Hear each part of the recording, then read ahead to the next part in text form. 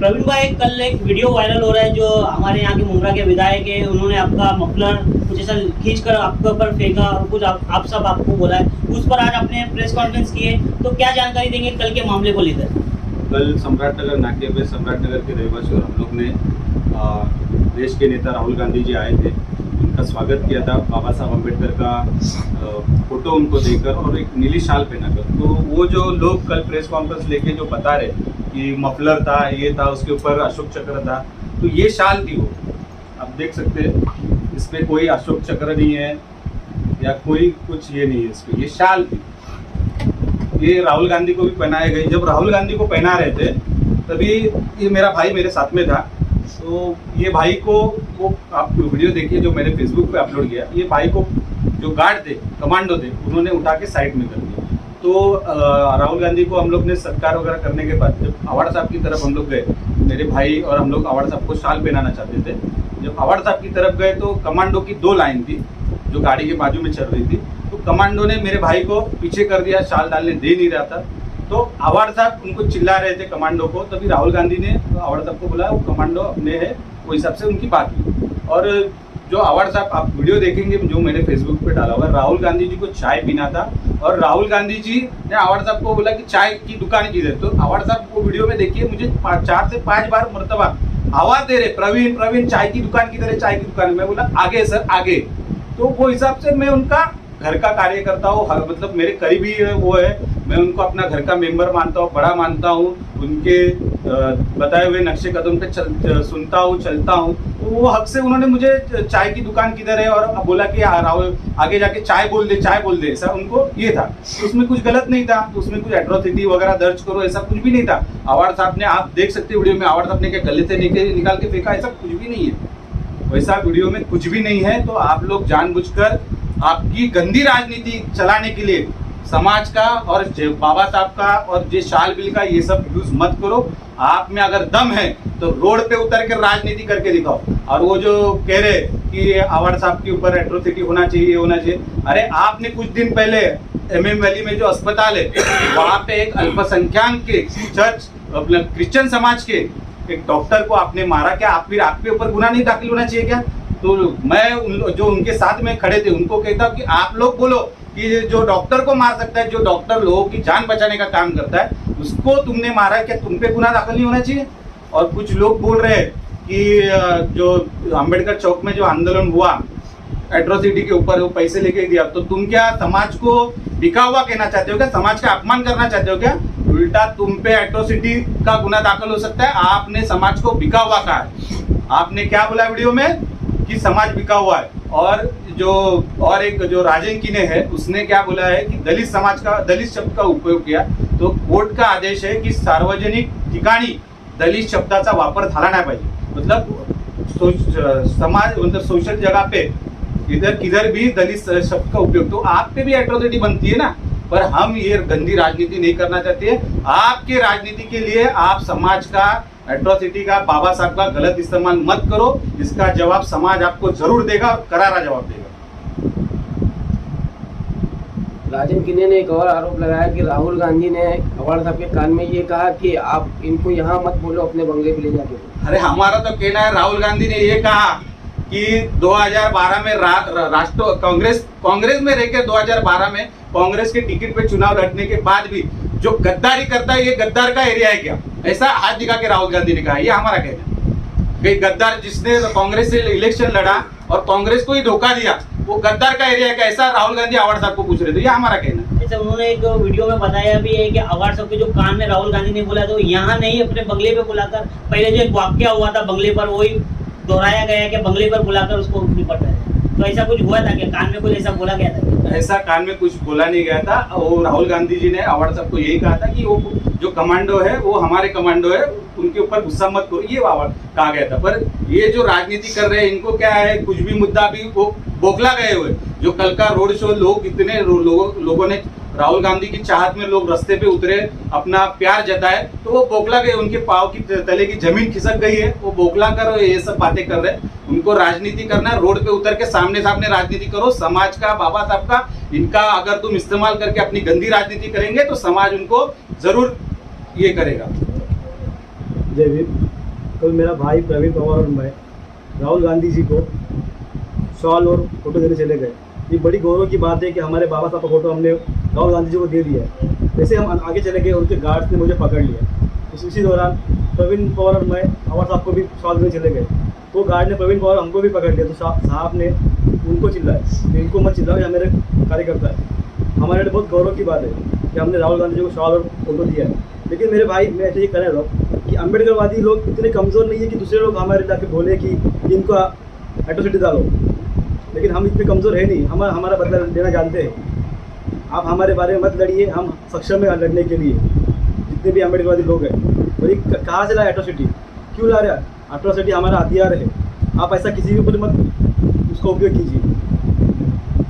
उनका मतलब आपका कहना ये है कि आप लोग एबीएम वाले जो भी हैं वो आप अकेले लड़ने में सक्षम है। आपकी तरफ से उनको लड़ने की जरूरत नहीं है। आपको लेकर राजनीति मत कीजिए, हमारे समाज को लेकर राजनीति जरा भी मत कीजिए। हम बहुत सक्षम है, पढ़े लिखे हैं, और आपसे ज़्यादा पढ़े लिखे हमारा समाज है।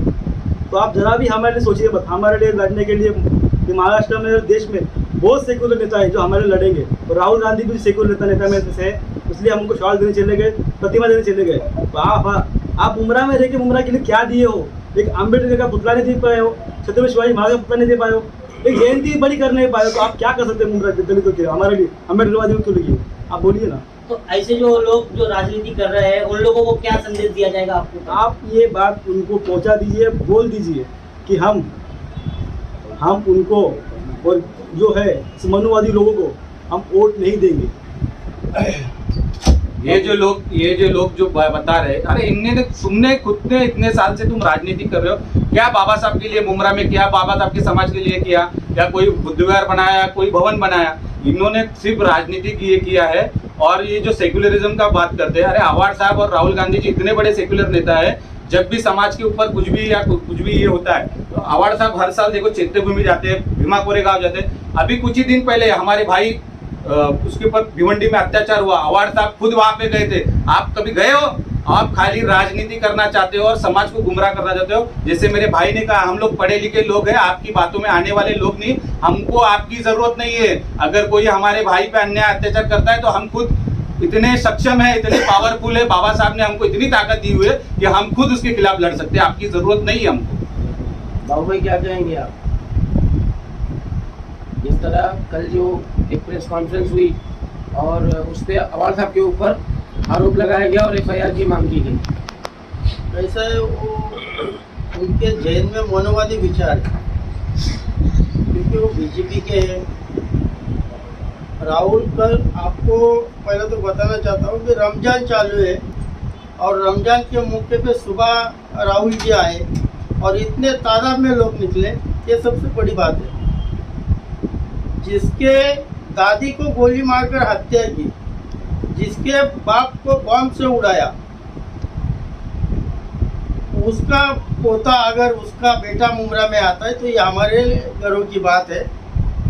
और ये जो बात की है कि एट्रोसिटी भरो, आप बोलते हो कि जो भूख हड़ताल हुआ, भूख हड़ताल में जो लोग आए थे मुमरा में, जो 2-4 महीना पहले भूख हड़ताल हुआ, तो वो पैसा लेके लोग लाए गए। मेरे भाई, अगर आप बोलेंगे तो आप पे एट्रोसिटी हो, हम लोग बिठा देंगे, क्योंकि आपको दिखाना पड़ेगा कि कौन से दलित भाई ने आपसे पैसा लिया या आपके सामने लिया और वो मोर्चे में आया। अगर आपको लड़ना है तो आवाड़ साहब एक गरीब तबके से ऊपर आएला आदमी है। बाबा साहब को अगर वो हजारों लोगों में, लाखों लोगों में जय जय जय जय जय भीम बोलते हैं तो उनको गर्व है। आपको अगर आपको लड़ना है तो विकास से लड़ो। आप ये सब बोल के, अभी उनका राहुल गांधी जी आने की वजह से उनका माइंड एकदम डिस्टर्ब हुआ है। अभी राजन दादा ने भी कहा कि दलित के ऊपर, दलित कहना ही गुनाह है। सुप्रीम कोर्ट का ऑर्डर है, दलित कहना ही गुनाह है। अगर हम चाहे तो हम लोग जाके एट्रोसिटी भर सकते हैं, मगर उमरा में एक रमजान का महीना है, एक भाईचारा है, उसके वजह से हम लोग कुछ ये नहीं करेंगे, मगर इशारा देते हैं।